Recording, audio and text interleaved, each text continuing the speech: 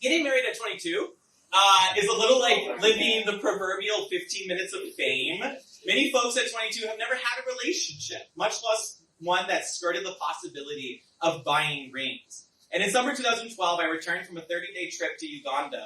And while I was apart, we were deeply in love. We missed each other every day, but I did not have cell service. And when I got back, I found out he had bought rings.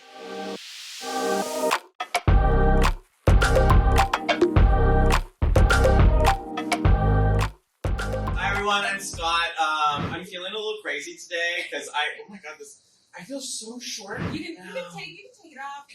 Okay, thank you. Hi. This place is packed. I love you. I love this event. I woke up this morning to a book-length email from somebody. He said, sometimes I remember one of the last things you said to me. It was something along the lines of, I feel like in 5 or 10 years, we'll find our way back together. And for a long time, I was so determined to make sure that never came true. This is still him, by the way. How many spiteful and stupid grudges I've held over the years, ha ha ha. And even with that, I still could never figure out what the fuck I was going to do with our rings. To be honest, I hate these rings. I hated the weight of them. I grew to hate the design of them, and most of all, I hate that I picked them.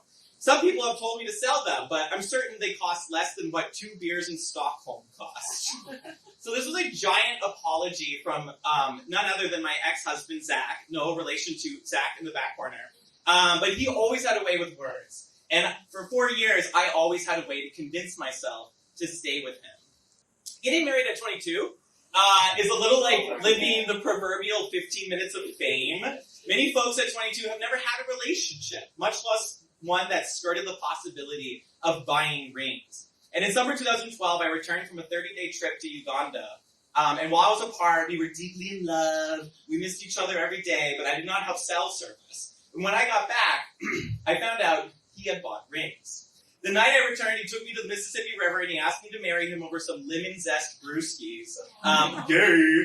I was slightly tipsy, but I was drunk with love. He had these beautiful brown curls in his hair, these deep emotional eyes, and a poet's heart.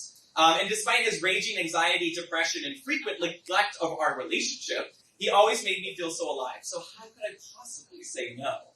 We then spent 3 months campaigning against a gay marriage ban in Minnesota, using our engagement as the weapon to convince middling voters to vote for love and advance the gay agenda. 3 months after that, Minnesota legalized gay marriage. And 3 days after it was legal, we got married. And 7 days after that, I moved to California to start my PhD. He stayed behind for a year to get a teaching license. In that space, we grew apart, and he grew really close to the boy that he started to cheat on me with. We fought long distance for 4 months by email, by text, by handwritten letter, against each other, against ourselves, against the pillows on our bed. And he said he loved me still, but I broke into his phone and saw he loved the other boy too. We loved the idea of our fairy tale relationship, but somehow we ended up living a nightmare. How did we fall so far apart? Ultimately, we got divorced, and I gave him my ring back at the same place he had asked me to marry him along the river. After we stared at the rings in his hands, we hugged, walked away in opposite directions, and I have never seen him again. After the divorce, I was horribly depressed, and I smoked a lot of weed. I lived in Berkeley. I dumped all but 3 of the letters that I got from him into a public dumpster and said goodbye. But through that difficult time, my friends and I found fertile ground in my cynical hatred of him, turning my hurt and confusion into an endless parade of inside jokes. Somehow, heartbreak felt good in a place like that. Should I have gotten married at 22? Probably not. But as a chaotic first gay boy, I sure felt good in the moment. Falling in and out of love happens to us. No decisions necessary. But getting married is one of the most intentional decisions you might make in your life.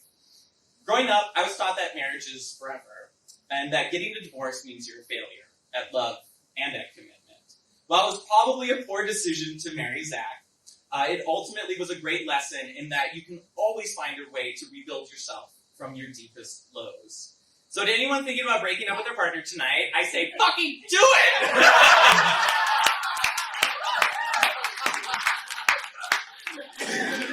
Or at least just intensely think about it and see how it feels. It might just be one of the best decisions that you ever make. And to all the people who are single, give my single people a yell. Go say hi to that cute person. It might be one of the worst decisions you ever made.